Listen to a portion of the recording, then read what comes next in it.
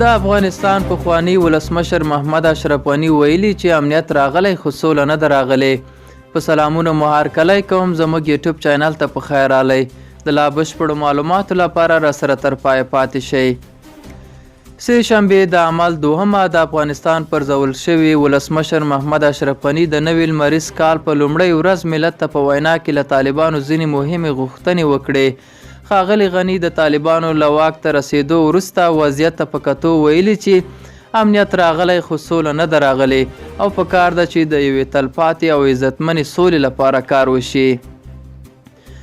د پر طالبانو کومه نیوکه ونه کړه بلکې پانګوال یې وهڅول چې په هیواد کې امنیت شته او باید پکې پانګونه وکړي.